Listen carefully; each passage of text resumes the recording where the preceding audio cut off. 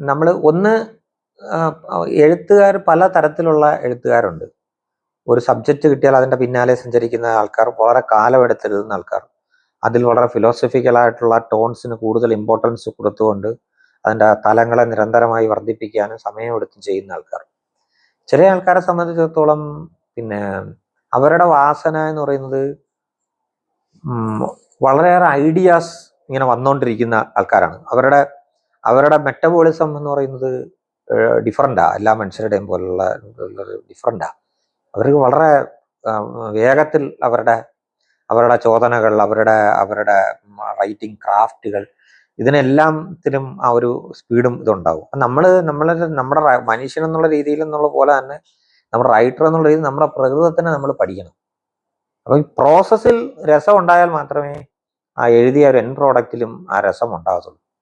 അപ്പം നമ്മൾ ആ പ്രകൃതത്തിനെ പിന്തുടർന്ന് നമ്മുടെ പ്രകൃതത്തിലുള്ള റൈറ്റിംഗ് ഇതിലാണ് വരുന്നത്. അല്ല ലോകത്തെ എല്ലാത്തരം റീഡേഴ്സിനെയും നിങ്ങൾക്ക് നിങ്ങളെ പുറകെ കൊണ്ടുവന്ന് അണിനിരത്താനായിട്ട് പറ്റത്തില്ല.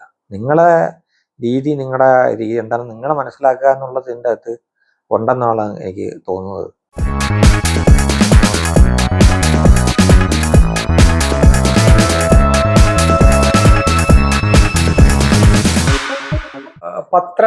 ഭാഷയിലും ദൃശ്യ മാധ്യമങ്ങളുടെ ഭാഷയിലും ഈ ആലങ്കാരികത കൂടുന്നു, കൂടുതൽ വിവരണാത്മകത വരുന്നു, നാടകീയത വരുന്നു. അതേസമയത്ത് ഫിക്ഷനിലെ ചെറുകഥയിലാണെങ്കിൽ നോവലിലൊക്കെ ആണെങ്കിൽ അത് കുറഞ്ഞു വരും. ഈ അലങ്കാരമുള്ള ഭാഷ അങ്ങനെ വലുതായിട്ട് ഉപയോഗിക്കുന്നില്ല. അപ്പൊ ആധുനികതയുടെ കാലത്തൊക്കെ ഉപയോഗിച്ചതുപോലെയുള്ള ചപ്പും ചവറൊന്നും പറഞ്ഞുള്ള ഒരു അലങ്കാരമില്ല. വളരെ ലളിതമായി കാര്യങ്ങൾ പറയുക, ഏറ്റവും ഉടലുണങ്ങിയിരിക്കുക എന്ന് പറയുന്ന ഒരു രീതി പൊതുവെ രംഗത്തിലുണ്ട്. എന്തുകൊണ്ടാവും ഈ ഒരു ഇൻവേർഷൻ സംഭവിക്കുന്നത്? അല്ല, ആളുകളുടെ താല്പര്യത്തിലാണെങ്കിൽ മാധ്യമങ്ങൾ ഉണ്ടാകുമ്പോൾ ഇപ്പോഴത്തെ നിൽക്കണ്ടേ? അല്ല, നമ്മൾ എല്ലാ കാലത്തും നമ്മൾ ഒരു സ്ഥലം വൃത്തികേടായി കിടക്കുന്നതാണോ അല്ലെങ്കിൽ വൃത്തിയുള്ളതായിരിക്കുന്നതാണോ ശ്രമകരം എന്ന് ചോദിച്ചാൽ വൃത്തിയുള്ളതായിരിക്കുക എന്നുള്ളത്. നേരത്തെ ഈ ചോദിച്ചതിൽ ഉണ്ടല്ലോ ഇങ്ങനെ ഉണങ്ങിയിരിക്കുന്ന എന്ന് പറഞ്ഞു. ഇപ്പോൾ നമുക്ക് തടിച്ച ശരീരത്തിലേക്ക് എത്താനായിട്ട് എളുപ്പമാണ്, വാരി വലിച്ച് കഴിച്ചാൽ മതി. പക്ഷെ കഴിക്കുന്നത് കുറയ്ക്കാൻ ബുദ്ധിമുട്ടാണ് എന്ന് പറയുന്ന പോലെ ഇതിൻ്റെ ഒരു പ്രോസസ്സിങ് എന്ന് വെച്ചാൽ ഇതിനെ വളരെ ക്ലാരിറ്റിയോടുകൂടി ഈ നമ്മളുടെ ഐഡിയയെ ഇവിടെ ക്ലാരിറ്റിയോടുകൂടി അവതരിപ്പിക്കുക എന്ന് പറയുന്നത് പിന്നെ എളുപ്പമുള്ള ഒരു കാര്യമല്ല. അതിലുള്ള ഒരുപാട് പണി ഉണ്ട്, ഒരുപാട് അതിലുണ്ട്. ആവശ്യമില്ലാത്ത പദങ്ങൾ, ആവശ്യമില്ലാത്ത സംസ്കൃത പദങ്ങൾ, ഇതെല്ലാം ഒഴിവാക്കിക്കൊണ്ട് ചെയ്യുന്ന സംഗതികൾ ഉണ്ട്. അതിൽ ചില ജീവിതത്തിനെ കുറിച്ചുള്ള ചില പിന്നെ ഇത് അവതരിപ്പിക്കുക, നമ്മുടെ ഒറിജിനലായിട്ടുള്ള തോട്ട്സ് അവതരിപ്പിക്കുക, അതെല്ലാം ഇതിൻ്റെ അകത്തേക്കും സാധിക്കും. പക്ഷെ ആ ഒരു ഒറിജിനൽ തോട്ടിന് വെച്ചിട്ട് പിന്നീട് അതിനെ കുറിച്ച് വലിയ വിവരണങ്ങളും വിചാര പദ്ധതികളിലേക്കും ഒക്കെ പോവുക എന്ന് പറയുന്നത് ആ ജോണർ ഉപയോഗിക്കുന്ന തരം റൈറ്റേഴ്സ് ഉണ്ട്, അവർക്കും വായനക്കാരുണ്ട്, എല്ലാം ഉണ്ട്.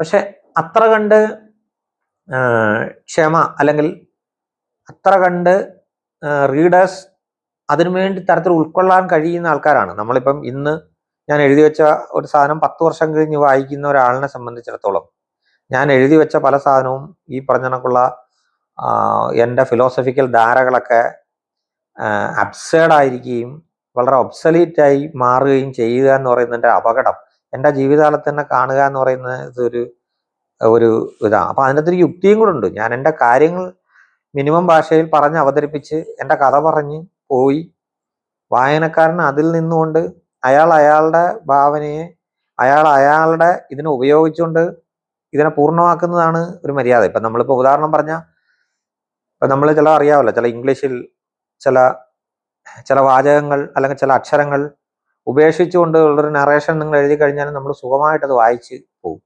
നമ്മൾ ഒരു ഖണ്ഡം എന്ന് പറയുന്നത് നമ്മളൊരു നോവൽ എഴുതുന്നു എന്ന് പറയുമ്പോൾ ആ നായകന്റെ അല്ലെങ്കിൽ ആ ജീവിത അവസ്ഥകളുടെ എല്ലാ അവസ്ഥകളെയും നമ്മൾ എഴുതി വയ്ക്കുന്നില്ല. അതിൻ്റെ ഇടയിൽ കുറേ ഭാഗങ്ങളുണ്ട്, ഈ ജീവിതം സംഭവിക്കുന്ന ഇടയിൽ കുറേ ഭാഗങ്ങൾ, അതെല്ലാം ഈ വായനക്കാരൻ കൂട്ടിച്ചേർത്തുകൊണ്ടാണ് പോകുന്നത്. 3 മാസത്തിന് ശേഷം ഇങ്ങനെ സംഭവിച്ചു, ഇതിനിടയിൽ ഈ 3 മാസത്തിനിടയിൽ എന്ത് സംഭവിച്ചു എന്നുള്ളത് പറയണോ പറയണ്ടയോ എന്നുള്ളത് പിന്നെ ആ നോവൽ എഴുതുന്ന ആവശ്യത്തിനായിട്ടിരിക്കും. ഈ 3 മാസത്തെ കുറിച്ചുള്ള ഒരു സാധനം ഇയാളുടെ ജീവിതത്തിൽ സംഭവിക്കുന്നില്ലെങ്കിൽ നമ്മൾ നറേറ്റ് ചെയ്യേണ്ട കാര്യമില്ലത്. പക്ഷെ അയാൾ ജീവിക്കുന്നു, അയാൾ ജീവിച്ചു 3 മാസം. അപ്പൊ എന്ന് പറയുന്നത് പോലെ നമ്മൾ എഴുതി വെക്കുന്ന സാധനത്തിന്റെ മേളിൽ അവര് റീഡ് ചെയ്യുന്നുണ്ട്.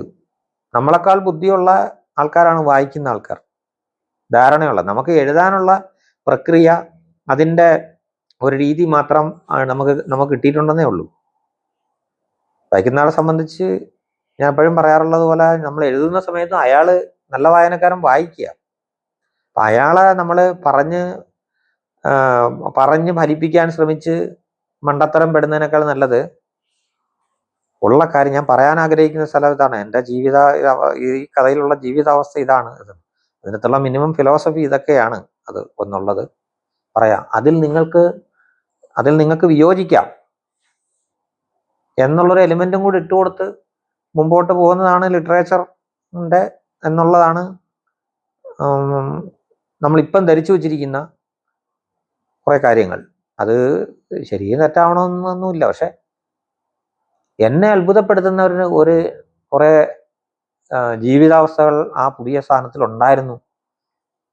അതുകൊണ്ട് അത് ഫുൾഫിൽ ചെയ്യാൻ പറ്റുന്നുണ്ട്. അതുകൊണ്ട് ഞാൻ ബേസിക്കലി ആദ്യം എന്നെ ഫുൾഫിൽ ചെയ്യുമല്ലോ. ഞാനിത് ഈ സബ്ജക്റ്റ് എടുക്കാനായിട്ട് തീരുമാനിച്ചത് എനിക്കിത് ഭയങ്കര പുതുമയായിട്ട് തോന്നിയല്ലോ ഈ സംഗതി എന്ന് തോന്നുന്ന ഒരു സ്ഥലത്ത് വെച്ചിട്ടാണ് അത് മുമ്പോട്ട് പോകുന്നൊരു സാധനം. മലയാളി ജീവിതത്തെക്കുറിച്ച് പൊതുവെ പറയുന്നത് അത് കുറെ മീഡിയോക്രസിയിലേക്ക് മാറുന്നു, ഒരുപാട് മീഡിയോക്കർ ആവുന്നു മലയാളി ജീവിതം എന്നുള്ളൊരു ഒരു നിരീക്ഷണമുണ്ട്. റൈറ്റർ എന്ന നിലയിൽ അങ്ങനെ വരുമ്പോൾ തൻ്റെ മലയാളിയായ ഒരു എഴുത്തുകാരൻ്റെ ആ എഴുത്തിന്റെ പ്രതലം വളരെ ഡ്രൈ ആയി പോകില്ലേ, വളരെ സങ്കീർണമായ. അത് എനിക്ക് തോന്നുന്നത് നമ്മളിപ്പോൾ ലിറ്ററേച്ചറിനാണ് അതിന്റെ ഹെവി വെയിറ്റ് ഏറ്റവും കൂടുതലുള്ളത്.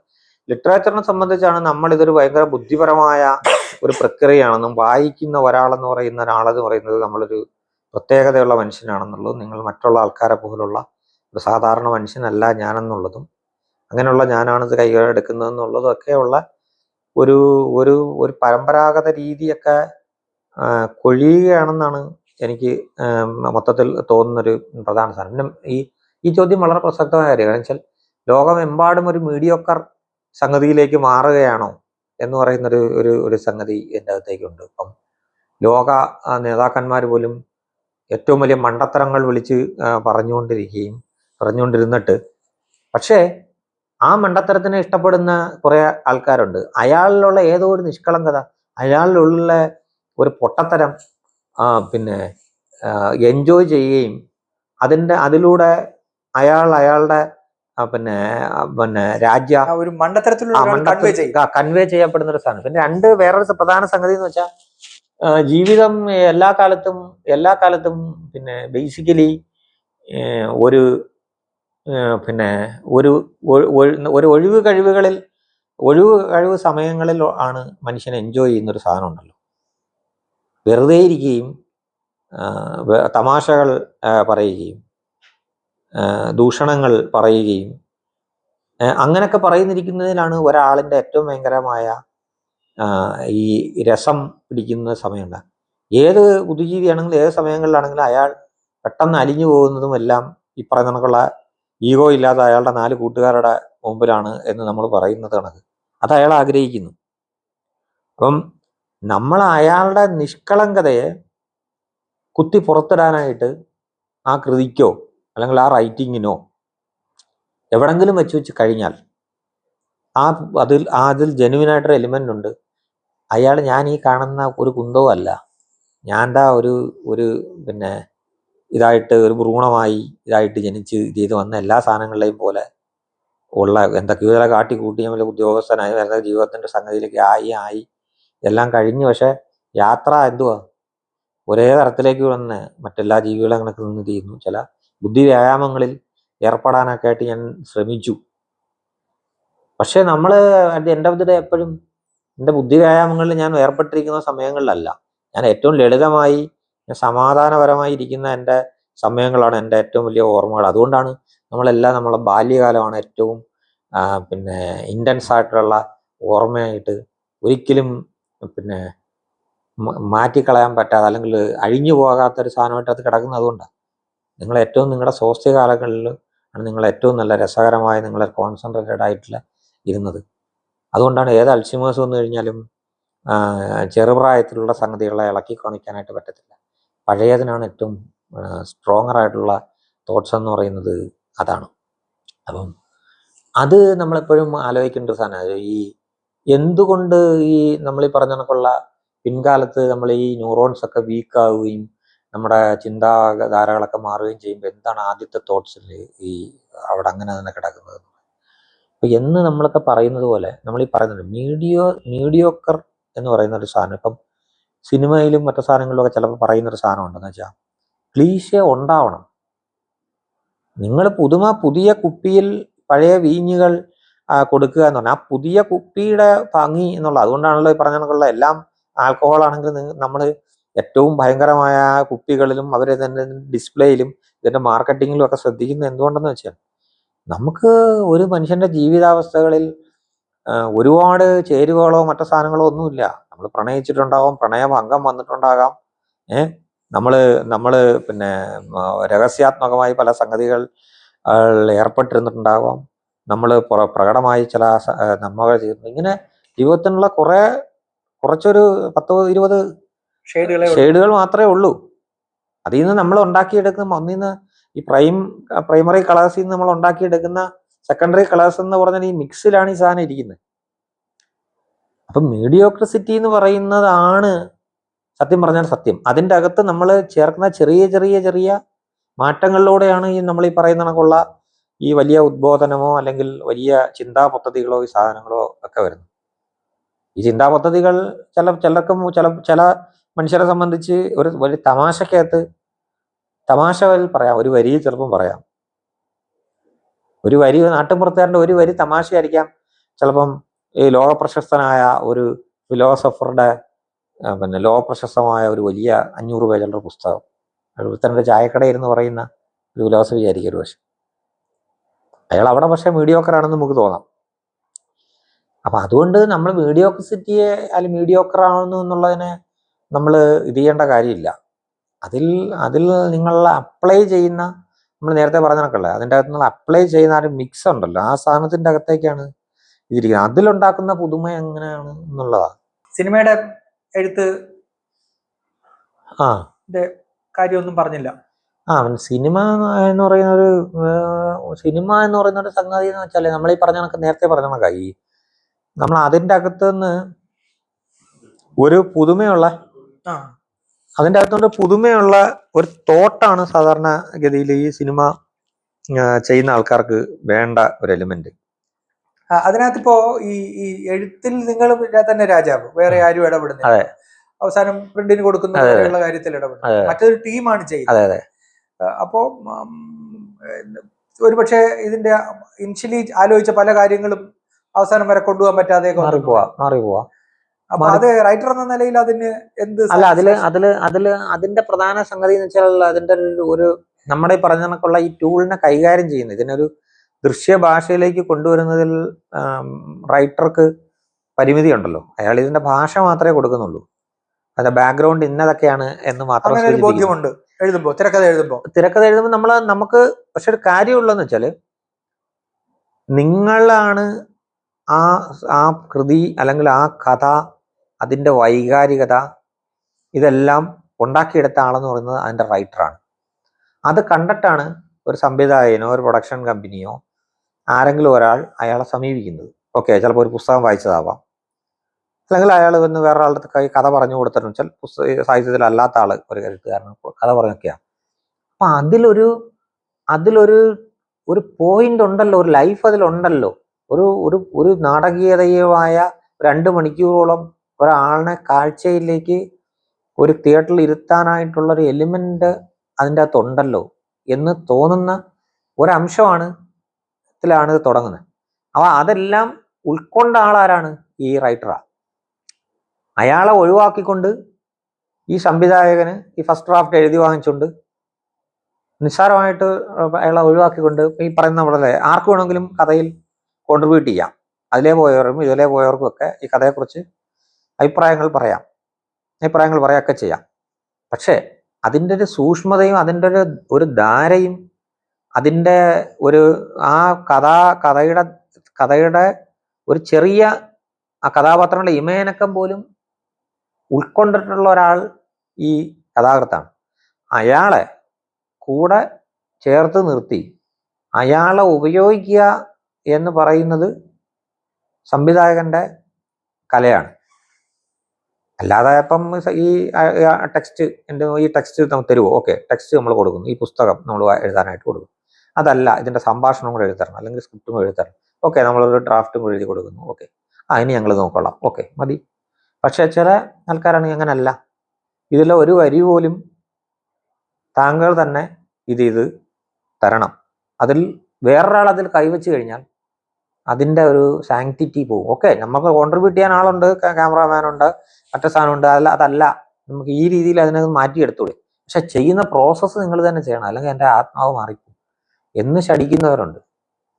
അവര് ആണ് ബുദ്ധിയുള്ള ആൾക്കാർ. എൻ്റെ കൂടെയുള്ള ആൾക്കാരുടെ മാക്സിമം, ഒരു നല്ല ക്യാമറാമാൻ അയാളുടെ കഴിവിൻ്റെ അപ്പം ഇങ്ങനെ അങ്ങനല്ല, നമുക്ക് ഈ രീതിയിലേക്ക് നോക്കാം എന്ന് അയാളുടെ പ്രതിഭയുടെ പരമാവധിയെ കുത്തിയെടുത്ത് വെക്കുക എന്ന് പറയുന്നതാണ് ഒരു സംവിധാനം. അങ്ങനെ അയാളുടെ ചുറ്റുമുള്ള ഏറ്റവും പ്രതിഭാശാലികൾ അയാളുടെ ചുറ്റുമുണ്ട്. അവര് ചില സമയത്ത് അലസരായിരിക്കാം, ചില സമയത്ത് ഇതായിരിക്കാം. എല്ലാ സമയത്തും അവരവരുടെ പ്രതിഭ ഇങ്ങനെ തിളങ്ങിയിരിക്കുന്ന സമയമാണെന്നില്ല. പക്ഷെ ആ ഘട്ടത്തിലേക്ക് എടുത്തു വെച്ചുകൊണ്ട് ഉപയോഗിക്കുക എന്ന് പറഞ്ഞൊരു സംഗതിയുണ്ട്. എഡിറ്റർ ഇതിൻ്റെ അകത്ത് നമ്മുടെ സാഹിത്യത്തിൽ ഇല്ലാത്ത പ്രധാനപ്പെട്ട ഒരു തസ്തികയാണ് ഈ സിനിമയെ സംബന്ധിച്ച്. അയാള് ഈ നമ്മൾ പറഞ്ഞ സംവിധായകനും കഥാകൃത്തും കൂടി ഇരുന്ന് പറഞ്ഞ കഥാസമ്പ്രദായത്തെ അല്ലെങ്കിൽ കഥയുടെ അടുക്കിനെ മാറ്റി ഇത് ചെയ്യുന്ന ആളുണ്ട്. ഇത് അയാളുടെ ഏകാധിപത്യത്തിന്റെ ഭാഗമായിട്ടല്ല. അയാൾ പറയുന്നു, അയാൾക്ക് അതിന് എക്സ്പെർട്ടൈസ് ഉണ്ട്. അയാൾ പറയാണ് നമുക്ക് ഇങ്ങനെ ഒരു മാറ്റം ഉണ്ടെന്നുണ്ടെങ്കിൽ അതിന്റെ ഉദ്വേഗത്തിന്റെ എലിമെന്റ് മാറും. ഇത് നമുക്ക് മാസ്ക് ചെയ്ത് വെക്കാം, ഈ സീൻ വേണ്ട. ഇവിടെ മാസ്കിങ് ചെയ്ത് വെച്ചിട്ടുള്ള അപ്പോഴാണ് കഥാഗതിയിലൊരു ഉദ്വേഗം അവിടെ കിട്ടുന്നത് നമുക്ക്. അപ്പം അയാളെ ഉപയോഗിക്കുകയാണ്. അപ്പം സംവിധായകൻ അതിനില്ല, അത് അവിടെ കറക്റ്റ് തന്നെയാണ് വരുന്നത്. അവിടെ അല്ല, വേറെ സ്ഥലത്ത് വല്ലതും ഉണ്ടോ എന്ന് നോക്ക്. ഇത് തന്നെ വേറൊരിടത്ത് അപ്ലൈ ചെയ്യാൻ പറ്റും. ഇത് ഇവിടെ അല്ലേ അപ്ലൈ ചെയ്യേണ്ടത്. അങ്ങനെ അങ്ങനെ ഓരോരുത്തരെയും ഉപയോഗിച്ചുകൊണ്ടാണ് ഒരു ഭയങ്കര കലാസൃഷ്ടി. പിന്നെ ഈ സംവിധായകന്റെ അയാളാണ് ഇതിനെ ചേർത്ത് കെട്ടി കൊണ്ടുപോകുന്ന ഒരാള്. 7 കുതിരയോ കേട്ടിട്ട് തേരാണെന്നുണ്ടെങ്കിൽ 7 കുതിരയും ഒരേ കണക്ക് പോകണം. ഒന്ന് മുടന്തി പോയി അത് ചെയ്ത് കഴിഞ്ഞാൽ മൊത്തത്തിന് എൻ്റെ വേഗത്തിനെ ബാധിക്കും എന്ന് പറയുന്ന കണക്കാ. അപ്പൊ അതിൻ്റെ അകത്ത് അയാള് റൈറ്റർ പ്രധാന ടെക്നീഷ്യനാണ്. പക്ഷെ അയാളെ കൃത്യമായിട്ട് ഉപയോഗിച്ചാൽ, അയാളുടെ പ്രതിഭയെ കൃത്യമായിട്ട് ഉപയോഗിക്കാനായിട്ട് സംവിധായകനെ കൊണ്ട് കഴിഞ്ഞാൽ അയാൾ ഈ കഥാതന്തു അല്ലെങ്കിൽ ഇതിനെ തേടി വന്നതിൽ സാധുതയുണ്ട്. അതിനെ സാധൂകരിക്കും. അത് അല്ലാതെ കുറച്ച് കഴിഞ്ഞ് കഥാകൃത്തിനെ ഉപേക്ഷിച്ചിട്ട് അയാൾ വേറെ പോയി കഥ എഴുതുകയുള്ളൂ. ഉപേക്ഷിച്ചിട്ട് പോയി കഴിഞ്ഞാൽ ആ സംവിധായകൻ അനുഭവിക്കും. അങ്ങനെ ഒരുപാട് അനുഭവിച്ച സന്ദർഭങ്ങൾ ഉണ്ടായിട്ടുമുണ്ട്, ഉണ്ടായിക്കൊണ്ടേയിരിക്കുന്നുമുണ്ട്.